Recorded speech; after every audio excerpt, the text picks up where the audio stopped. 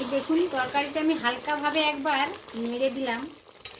এইভাবে পটল, চিংড়ি, আলু, পটলটা এইভাবে লম্বা লম্বা করে কেটে যদি আপনারা রান্না করে খান, খেতে খুবই ভালো লাগে। তো বন্ধুরা এইভাবে একবার হলেও ট্রাই করে দেখবেন। আর ছোট্ট ইউটিউবারের চ্যানেলটিকে সাবস্ক্রাইব করে রেখে দেবেন নিত্য নতুন ভিডিওর, ছোটোখাটো নিত্য নতুন ভিডিওর আপডেট পাওয়ার জন্য। নমস্কার বন্ধুরা, গঙ্গাসাগরের বনেদি রান্না ও পরিবেশ ইউটিউব চ্যানেলে আমি সবাইকে স্বাগত জানালাম। দেখুন বন্ধুরা, আজ আমি পটলের একটা রেসিপি করব। কিছুটা পরিমাণ আলু আমি কেটে নিয়েছি, দুটো আলু আমি এইভাবে লম্বা লম্বা করে কেটে নিয়েছি। আর সেই অনুসারে পটলটাও আমি লম্বা লম্বা করে কেটে নিয়েছি।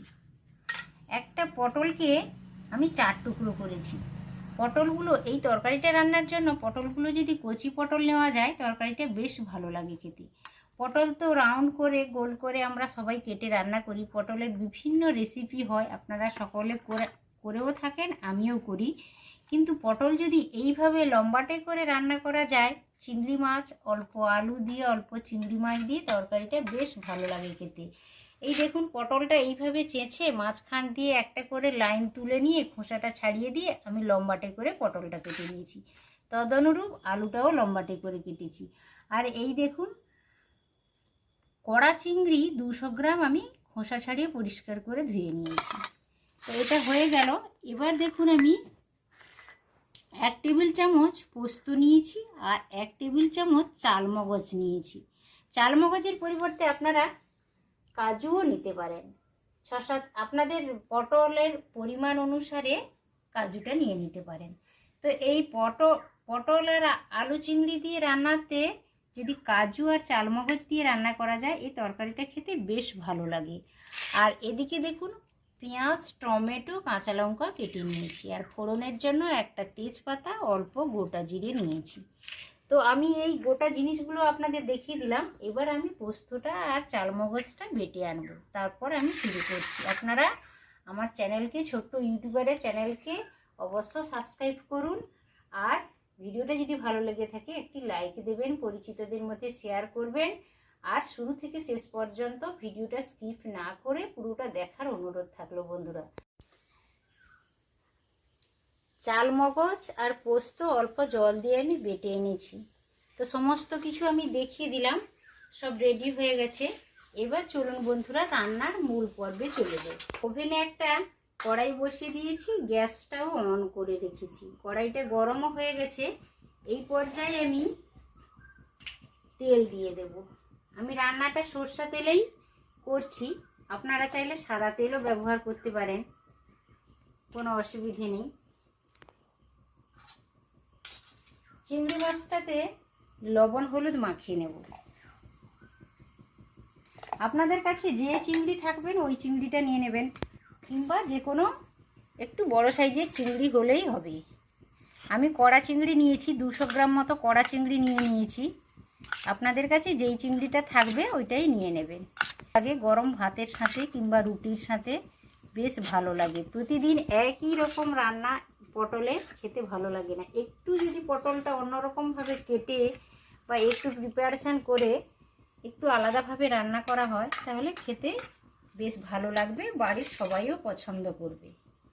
তো চলুন, তেলটা দিয়েছিলাম, তেলটাও গরম হয়ে গেছে।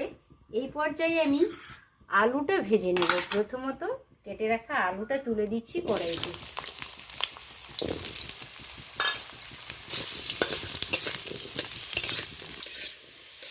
আলুটা হালকা হলুদ দিয়ে আমি ভেজে নিয়েছি।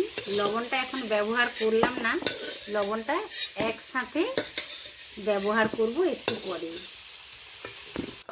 আলুটা হালকা লালচে করে ভেজে নিয়েছি। কড়াইতে কিছুটা পরিমাণ তেল আছে, ওই তেলেই কিন্তু আমি পটলটা ভেজে নেব। আপনারা একবার ট্রাই করে দেখুন, এইভাবে লম্বা করে সেই টাটকা কচি পটলগুলো কেটে নিয়ে একবার এইভাবে রান্না করে দেখুন, বেশ ভালো লাগবে খেতে। তো পটলটা এমনভাবে ভাজতে হবে যাতে পটলটা বেশি নরম না হয়ে যায়। হালকা লালচে করে পটলগুলো ভেজে নেব। এই দেখুন পটলটা হালকা লালচে করে আমি ভেজে নিলাম। এই পর্যায়ে এই পটলগুলো নামিয়ে নেব। বেশি ভাজার প্রয়োজন নেই, মোটামুটি ভাজা হয়ে গেছে। কারণ বেশি যদি ভাজতে যাওয়া হয় তাহলে পটলটা বেশ নরম হয়ে নেতিয়ে যাবে একেবারে। আলু আর পটলটাই দেখুন ভালোভাবে আমি ভেজে নিয়েছি। এই পর্যায়ে কড়াইতে সরষের তেল দিয়ে দিলাম, 2 টেবিল চামচ তেল দিলাম। তেলটা গরম হয়ে গেছে। এই দেখুন একটা তেজপাতা আমি ছিঁড়ে দিয়ে দিলাম, আর অল্প গোটা জিরে নিয়েছি।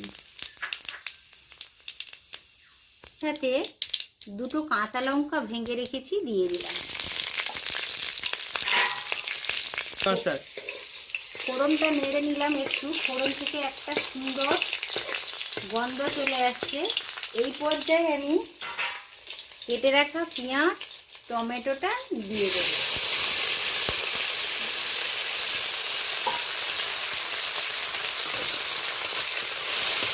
এইটা বেশ কিছু সময় ধরে ভালো করে ফোড়নের সাথে কেটে রাখা টমেটো আর পেঁয়াজটা নরম না হওয়া পর্যন্ত নেড়ে চেড়ে নেব। স্বাদ মতো আমি লবণ দিয়ে দিলাম। আমি আলুটা ভেজে নিয়েছি, পটলটা ভেজে নিয়েছি, তখন কিন্তু লবণ ব্যবহার করিনি। পুরো তরকারিতে যতটা লবণ লাগে মোটামুটি ততটাই আমি দিয়ে দিলাম। এইভাবে লবণের সাথে এইভাবে যদি লবণটা দেওয়া যায় তাহলে পেঁয়াজ আর টমেটোটা তাড়াতাড়ি ভাজা হয়ে যাবে এবং কাঁচা ভাবটা চলে যাবে, নরমও হয়ে যাবে। আরও 2-4 সেকেন্ড ধরে এইভাবে নেড়ে চেড়ে নেব, নরম না হওয়া পর্যন্ত অপেক্ষা করব। ফোড়নের সাথে পেঁয়াজ আর টমেটোটা ভালো করে নেড়ে চেড়ে নিয়েছি 2-3 মিনিট ধরেই। দেখুন পেঁয়াজ টমেটো বেশ নরম হয়ে গেছে, কাঁচা ভাবটাও চলে গেছে। এই পর্যায়ে দেখুন লবণ হলুদ মাখানো চিংড়ি মাছটা যোগ করে দেব। চিংড়ি মাছ আলাদা করে ভাজার আর কোনো প্রয়োজন নেই, একই সাথে আমি নেড়ে চেড়ে ভেজে নেব। চিংড়ি মাছটা শক্ত হয়ে যায়, এইভাবে যদি ভেজে নেওয়া যায় চিংড়ি মাছটা তাহলে বেশ নরম থাকে, খেতেও সুস্বাদু লাগে। বন্ধুরা এইভাবে একবার ট্রাই করে দেখবেন। এই দেখুন চিংড়িটা বেশ ভাজা ভাজা হয়ে গেছে পেঁয়াজ টমেটোর সাথে। এই পর্যায়ে আধা চামচ আমি আদা বাটা দিয়ে দিলাম। আদা বাটাটা দেওয়ার পরে এটা বেশ ভালো করে নেড়ে চেড়ে নেব 2-4 সেকেন্ড ধরে। চিংড়ি মাছটা বেশ ভাজা ভাজা হয়ে গেছে। এই দেখুন সুন্দরভাবে আমি কষিয়ে নিয়েছি মশলার সাথে। এই পর্যায়ে ভেজে রাখা পটল আর ভেজে রাখা আলুটা যোগ করে দিলাম। যেহেতু পটল আর আলুটা ভেজে রেখেছিলাম আর বেশি কষাবো না, অল্প 2-4 বার নেড়ে নিয়ে জলটা অ্যাড করব। জলটা অবশ্য আমি গরম জলই দেব, আপনারাও তাই করবেন, গরম জল দেওয়ার চেষ্টা করবেন, তরকারিতে স্বাদটা বেশ ভালো আছে। এই দেখুন বন্ধুরা আধা চামচ আমি লঙ্কা গুঁড়ো দিয়ে দিলাম। লঙ্কা গুঁড়োটা একটু আগেই দিতাম কিন্তু ভুলে গেছি বন্ধুরা, ওই জন্যে একটু পরেই দিলাম। এইভাবে 2-4 বার নেড়ে একটু কষিয়ে নেব। লঙ্কা গুঁড়োটা যেহেতু আমি পরে দিয়েছি ওই জন্য বেশ কয়েকবার ভালো করে নেড়ে নিলাম। তো এই পর্যায়ে গ্যাসের ফ্লেমটা একটু হাই করলাম। এবার জলটা অ্যাড করব।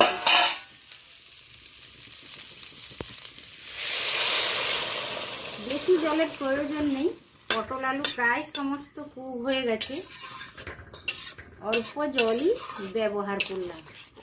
তরকারিটা খুব একটা ঝোল থাকবে না, এই জাতীয় তরকারি মাখো মাখো হলে বেশ খেতে ভালো লাগে। এই দেখুন তরকারিটা বেশ ভালোভাবে ফুটে গেছে, একবার হালকাভাবে আমি নেড়েও নিলাম। এই পর্যায়ে অল্প জল দিয়ে কাজু আর পোস্ত আমি বেটে রেখেছিলাম এইটা অ্যাড করে দিচ্ছি। এই সময় দিলে খেতে বেশ ভালো লাগবে বন্ধুরা, এইভাবে একবার দিয়ে দেখবেন, বেশ ভালো লাগে খেতে।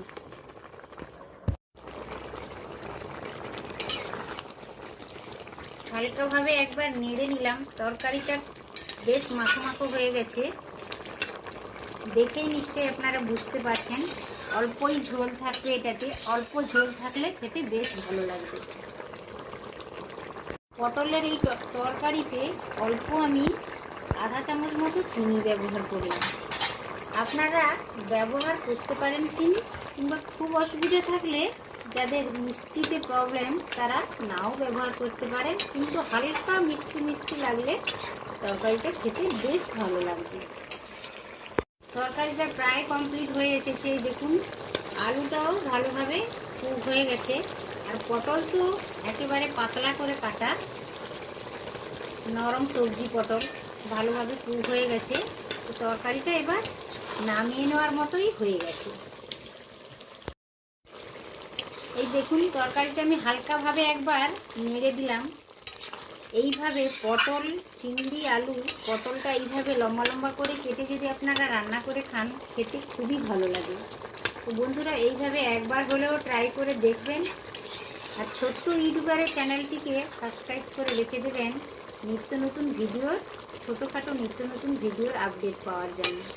দেখুন বন্ধুরা, লম্বা করে পটল কেটে আর আলুও লম্বা করে কেটে চিংড়ি দিয়ে তরকারিটা আমার একেবারে কমপ্লিট হয়ে গেছে, পরিবেশন করার জন্য রেডি। তো বন্ধুরা, ভিডিওটা কেমন লাগলো অবশ্য আমাকে কমেন্টের মাধ্যমে রিপ্লাই করবেন, আর একবার ট্রাই করে দেখবেন। এটা বেশ ভালো লাগে খেতে, আপনারা ট্রাই করুন। তাহলে আজকের মতো আমি এখানেই শেষ করছি বন্ধুরা, বিদায় নিচ্ছি আজকের মতো। আবার নতুন রেসিপি নিয়ে হাজির হয়ে যাব। তত সময় আপনারা সুস্থ থাকুন, ভালো থাকুন। আর ভিডিওটা যদি ভালো লেগে থাকে আমার চ্যানেলকে অবশ্য সাবস্ক্রাইব করবেন, পরিচিতদের মধ্যে শেয়ার করবেন, আর ভিডিওতে একটি লাইক দেবেন, আর পাশে থাকা বেল আইকনটি প্রেস করে রাখবেন। আমার ভিডিও আপলোডের সাথে সাথে আপনাদের কাছে পৌঁছে যাবে সবার আগে। তাহলে আজকের টাটা, নমস্কার।